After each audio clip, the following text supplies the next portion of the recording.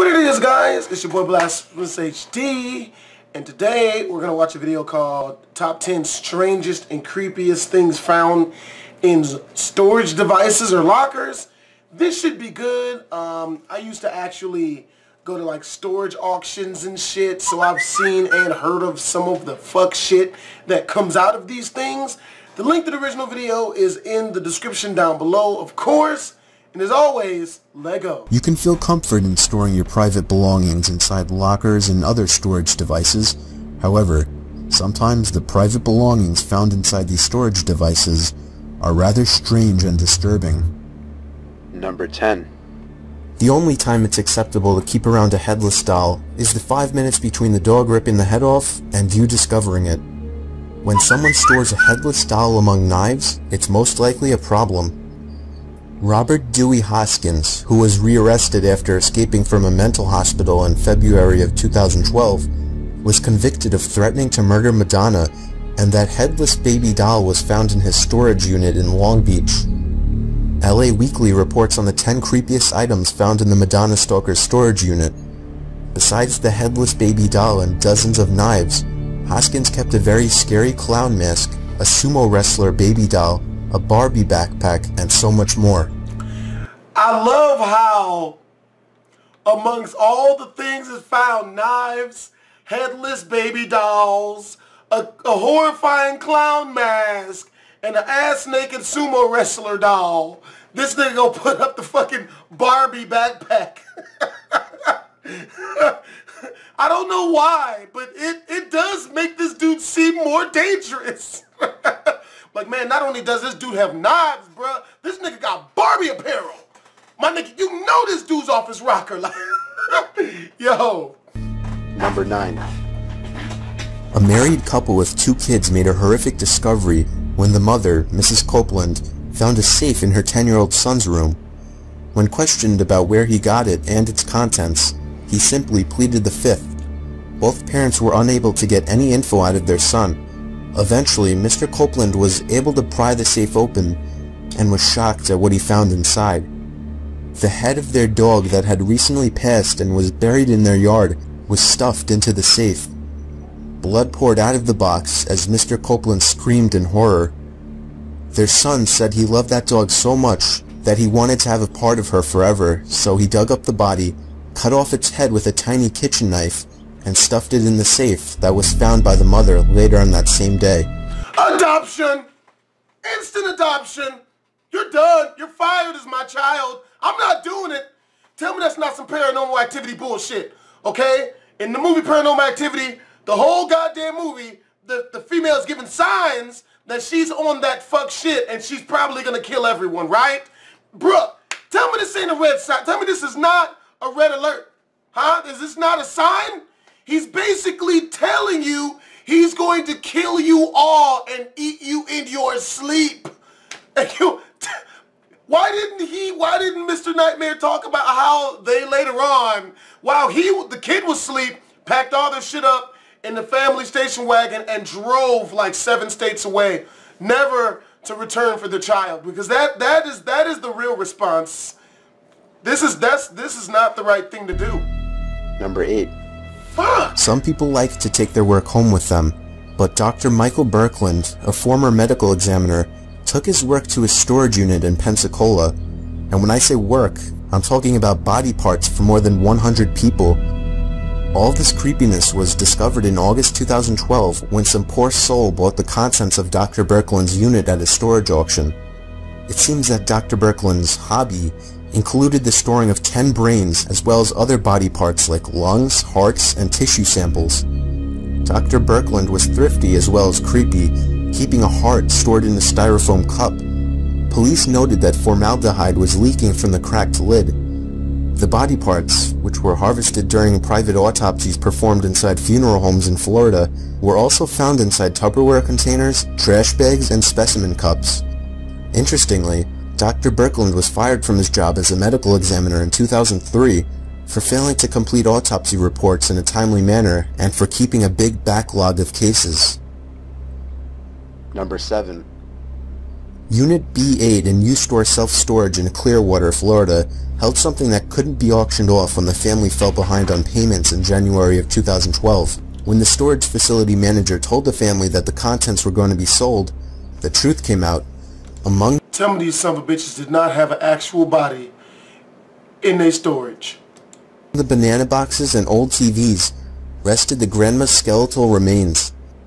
Authorities identified the grandma as Anne Bunch, born on January 1st, 1900. Since the woman's death in 1995, her remains had been stored inside a painted blue coffin in a storage unit that wasn't air-conditioned. For 17 years, her remains rested inside a warm storage unit. The body had been properly prepared for burial by a funeral home in Alabama, which explains the lack of odor. That's fucked up, dude. Like, for real? You gonna lay your mom to rest in a storage unit? Really, bruh? These hoes ain't loyal. Her children were the hoes, and they were not loyal. That's fucked up.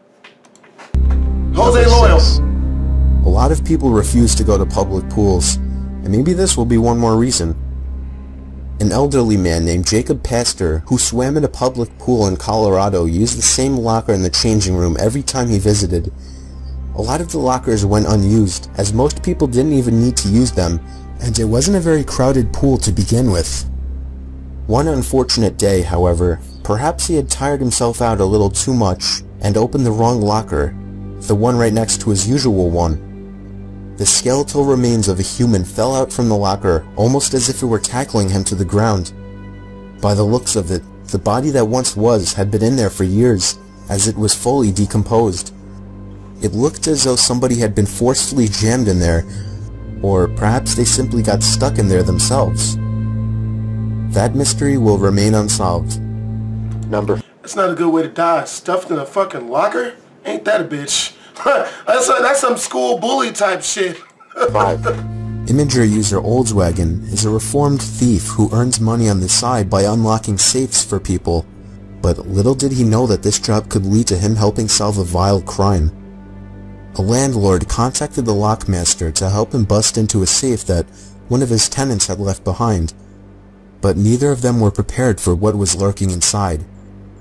Once Oldswagon had disabled the lock by hot wiring it, the safe swung open and revealed that things would have gone very differently if he had used an acetylene torch to bust through the door, because inside, as pictured, they found a live grenade.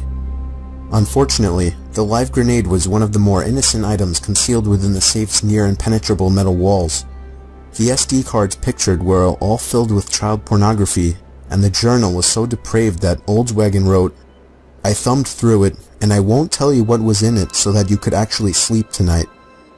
The authorities were informed of the upsetting material, and all of the items pictured were confiscated to help find the perpetrator, who is believed to have been running a child pornography ring. 4. In Fort Collins, Colorado, 1987, a school locker was searched after the murder of a local girl named Peggy Hetrick, and the police never forgot what they found.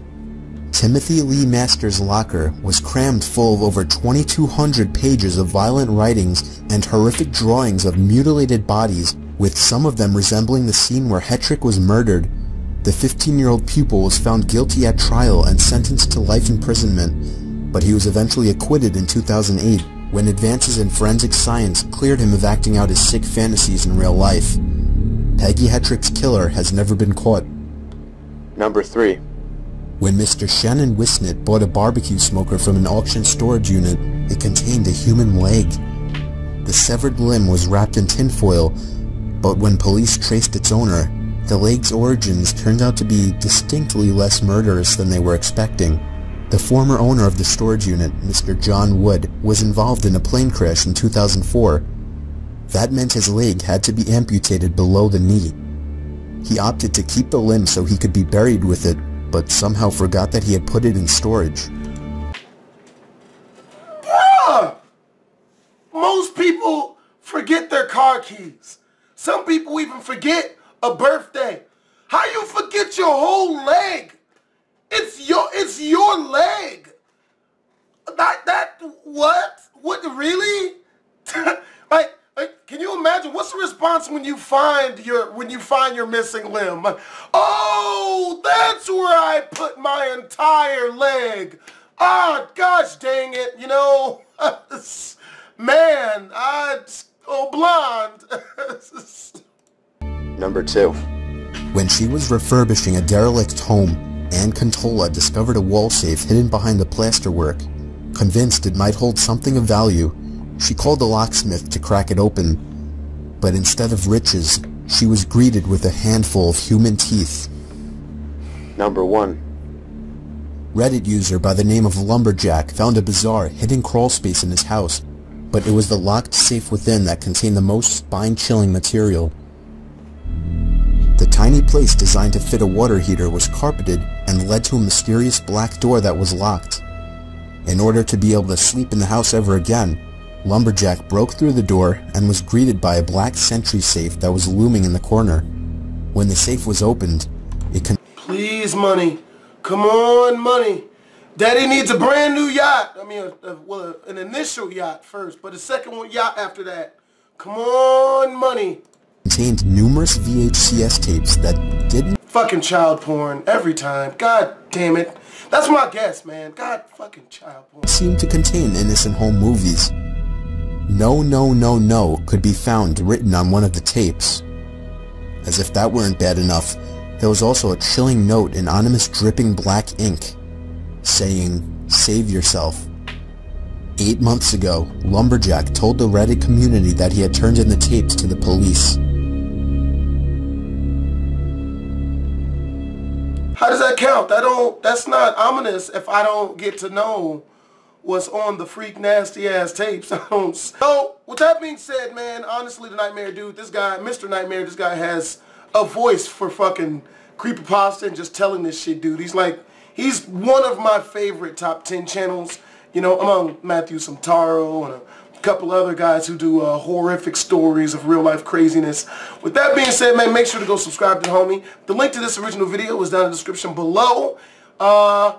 Make sure to subscribe. Twisms. Forgot what I was saying halfway through that shit. I'm gonna edit it out though. Make sure to check out my prank channel. I'm uploading 2 brand new pranks every single week, as this one you see on the left. Click the annotation if you want to watch that, or look in the description where I'll leave a link for the people who are on phones. And as always, BlastphamousHD out.